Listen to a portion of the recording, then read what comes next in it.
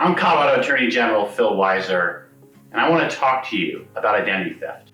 We at the Attorney General's office work with AARP ElderWatch to protect Coloradans who are vulnerable. This past year, we saw over 1 million cases of identity theft, resulting in unemployment insurance claims that were fraudulent, that many of us received or loved ones received and had to retrace what was going on and to figure out, how did we become so vulnerable? Here's the situation we find ourselves. Our data is out there and it can be used against us to hurt us.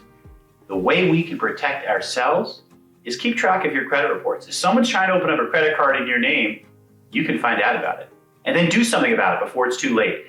We want to encourage everyone to check your credit reports. It's free. AARP ElderWatch can help you. We here at the Attorney General's office want to protect you, look out for you, so please do your part as well.